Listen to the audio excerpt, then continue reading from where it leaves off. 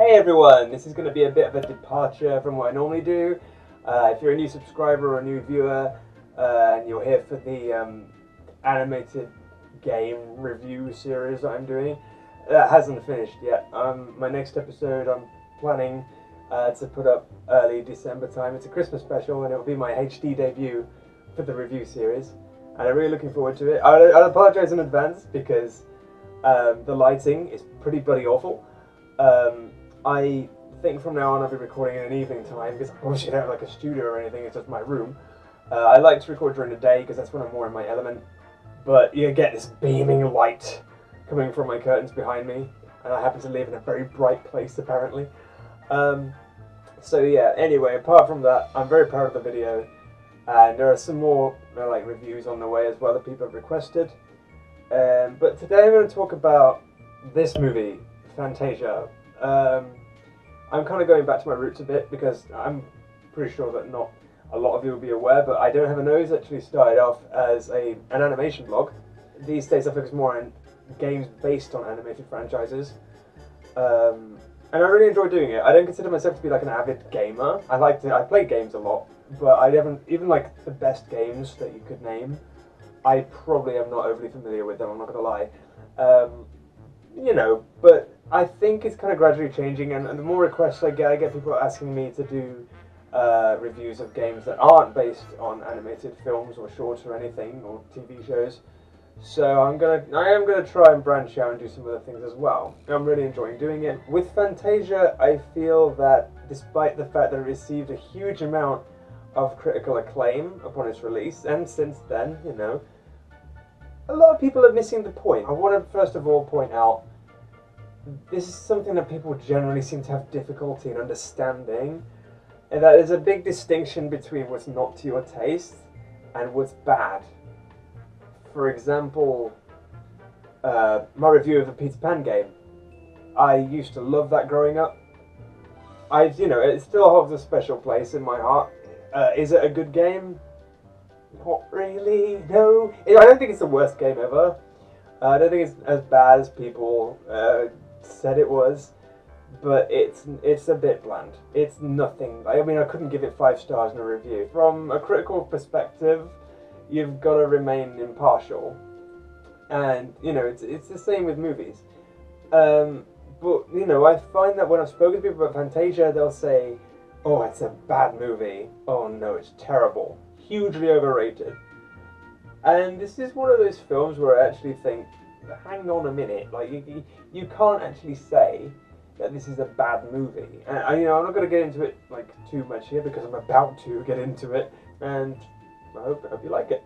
Fantasia is Disney's third animated feature, yes, but it's more appropriately observed as a sole one-of-a-kind offering. Not only does it, for the majority of the film at least, diverge from the formulaic Disney norm, it is without question one of the greatest pieces of animation in film history. Naturally, upon its release, Fantasia was met mostly with confusion and indifference, most likely because it represented something with which its audience was totally unfamiliar. Sadly, these feelings of alienation have carried over to some extent into the 21st century. I've spoken to a number of people whose opinions on the program remain surprisingly conflicted. Some people even downright despise the film, somehow. I will admit that the layout of it could possibly be conveyed as a tad pretentious. I personally think the formal presentation suits it well, but deems Taylor's introductory pieces are a little drawn out at times, and unnecessarily so. I don't mind some background detail on the pieces, some behind-the-scenes facts, but Taylor often just seems to dictate to us everything we're about to see, which is not only pointless, it spoils the surprise. Presentational issues aside, the film is masterfully crafted. Have patience, and Disney's most impressive contribution to animation will prove exceedingly rewarding. There is indeed nothing quite so fantastic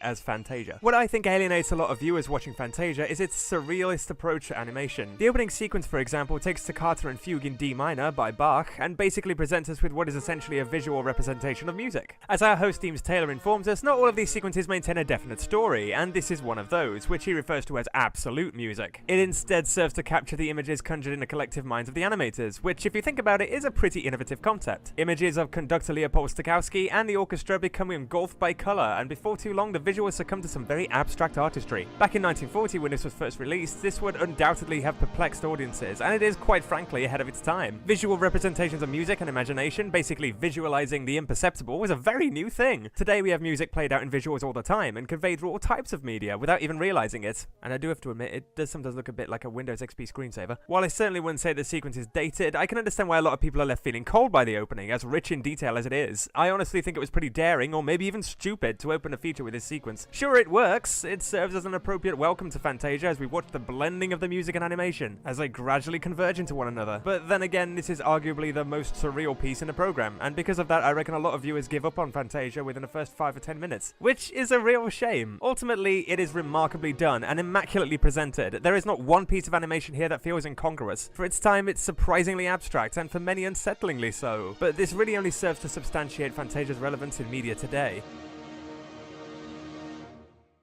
The next sequence sees us move on to the familiar, utilizing music to dictate a story, sort of. While not nearly as abstract as the previous sequence, this one is nonetheless equally captivating. In this instance, it takes Tchaikovsky's Nutcracker Suite and turns it into a narrative conveying a changing of the seasons. Although admittedly, while there is a story, it does tend to take a bit of a back seat again in favour of the visuals, saying that it must be noted that the visuals this time around are far less obscure and adopt more recognisable attributes. It begins with a group of fairies, delicately painting the flowers and cobwebs with dewdrops. This is one of my favourite parts. The colours and a delicate animation capture the piece's ambient opening flawlessly. The Chinese dance is then depicted somewhat stereotypically with some dancing mushrooms. Yeah, the less said about that the better, to be honest. While Dance of the Flute sees some blossoms spring to life. The Arabian dance is beautifully animated, the movements of the fish are smooth, even sultry, and the illusion that we're underwater is reinforced by some mesmerising backdrops. The Russian dance follows and sees an explosion of colour and vivacious energy that serves as an almost complete contrast to the previous scene. The final segment, Waltz of the Flowers, sees the return of the fairies, who guide us through the transition from autumn to winter. Seamlessly blending stop-motion snowflakes with painstaking cell animation, the segment is one of the most meticulously crafted, as the browns and golds of autumn are washed away and usurped by the blue frosts of winter. This sequence is, without a doubt, one of the feature's many highlights. Now, I hate to maintain a dissenting opinion, as I really don't like to cause any kind of controversy, but the next sequence, the infamous The Sorcerer's Apprentice, is actually my least favourite. That's not to say it isn't good. For what it is, it's fantastic. The direction is nothing short of sublime, but I don't perceive it to be quite on the same level as the other sequences, and it is further undermined by the presence of one of the most prominent of corporate mascots. You know the one I mean. Saying that, without this piece, we wouldn't have that iconic dream sequence in which Mickey Mouse conducts the heavens, and Fantasia itself might have struggled even more so to find an audience had this familiar face not been present in the movie at all. Do I think Mickey's inclusion in the feature was necessary? Honestly, not really. It's a nice touch and it does feel appropriate to include him, Mickey and Disney being pretty much synonymous with each other, but I can't help but feel as though some of the illusion is lost in this sequence because of his inclusion. That's just my opinion. Anyway, the sequence adapts The Sorcerer's Apprentice by French composer Ducasse, and blends it with Goethe's poem Der Zauberlehrling, upon which this composition was initially based. The story maintains a moral undertone as the apprentice, in this case Mickey, surreptitiously uses his master's magic in order to lessen his workload. Things get out of hand fast, and the sorcerer has to step in at the last minute. There's not a lot to complain about here. The music and the animation once again combine near perfectly, and the colours, angles, and general direction serve to make the piece incredibly dramatic, tense, and even ironically humorous at times, in a sinister kind of way, if that's entirely possible. Or maybe I'm just a bit sadistic. Ultimately though, I find it strange that this is perceived to be the most memorable of the sequences, as in my opinion, it doesn't come close to plumbing the depths of some of the more complex and imaginative pieces we've already seen. The conveyance of a story here is welcome, but it doesn't surprise or captivate like the others, in the sense that it's fairly predictable.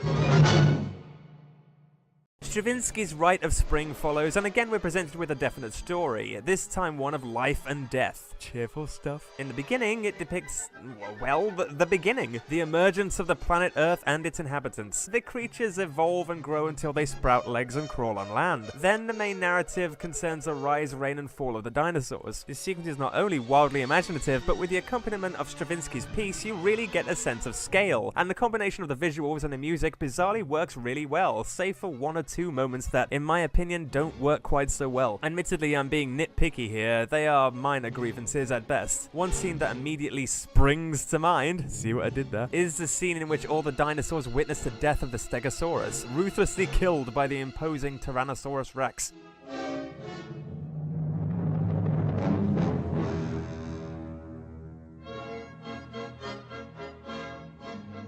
The music immediately following the Stegosaurus' death simply sounds too upbeat to me, even comical.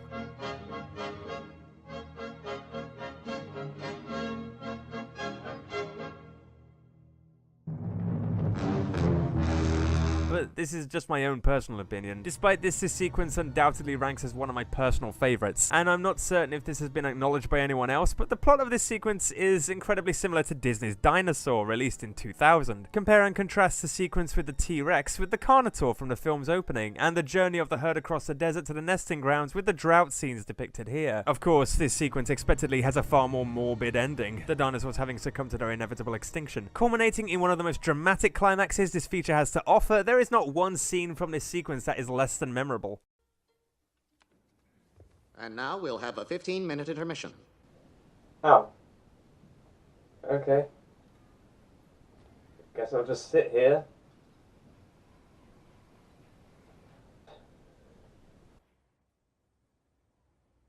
Oh, thank God they're back. Upon our return, the orchestra warms up and Taylor introduces us to the soundtrack, paving the way for more surreal visuals derived from the many sounds and idiosyncrasies of various instruments. I take it the idea of this was to once again ease us into the program after the intermission. Next up is Beethoven's Pastoral Symphony, and I have to admit I'm not too enthused about this one. I do adore it, don't get me wrong, it's just not a favourite. It's no less masterfully crafted, and the colours are vibrant, and I do like the focus on figures from classical mythology. But the story concerning the centaurs and centaurettes finding love just isn't all that compelling to me, which is a problem when this sequence is one of the longest. It's beautiful to look at, and the animation quality as usual is nothing less than sublime. The visuals more than make up for it. That, and similar to the Rite of Spring sequence, I can't help but feel that it inspired later Disney films. Tell me Zeus in this sequence doesn't remind you of Zeus from Hercules.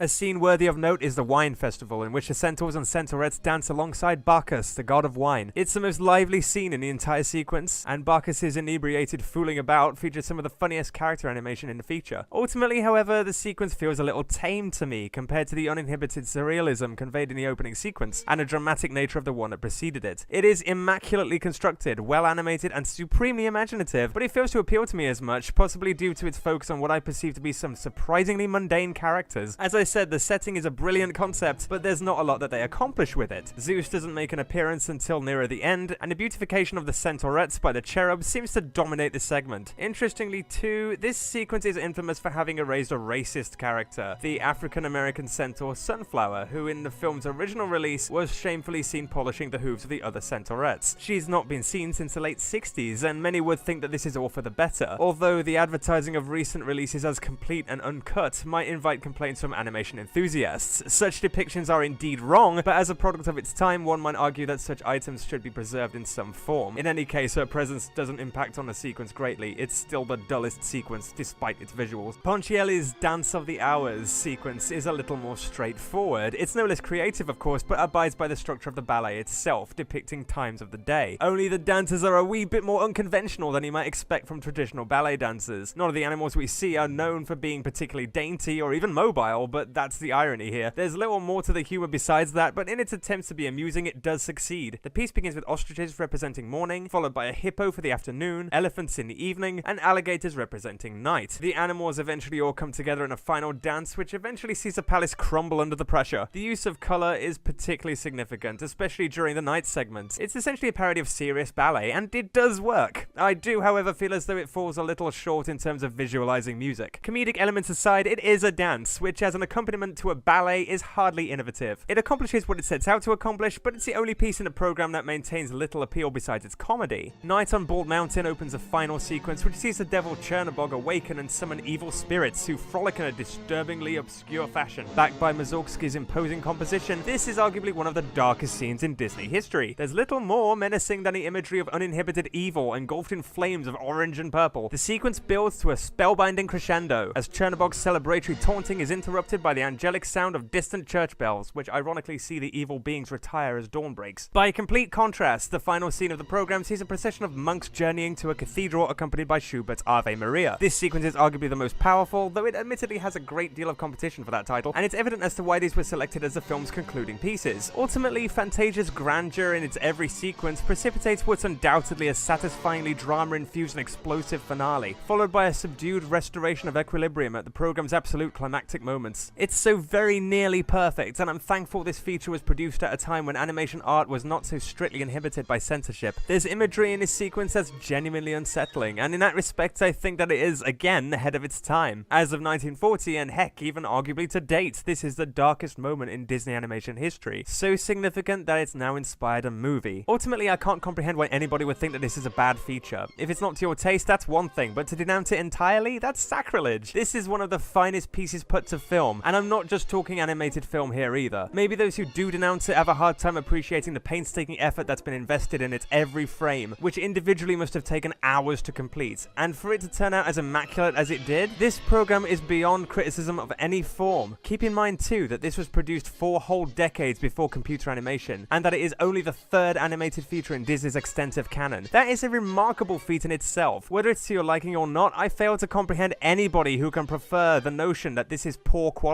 Heck, Fantasia 2000 isn't a patch on this, and ironically, due to its reliance on computer animation, it's actually aged horribly by comparison. Fantasia is Disney at its finest, its most daring, its most beautiful, and beyond anything, its most imaginative. How anyone can perceive this to be a bad filmic experience beggars belief. This is not just a cartoon. This isn't even just a movie. This is art. So there you have it. Those are my views on Fantasia. If you enjoyed this video, please remember to like and subscribe. I'll be back in December, which is not that long away actually, with my Christmas special, which I'm really looking forward to sharing with you all. Until then, bye-bye for now. Well, so long. I'll be seeing you. Goodbye.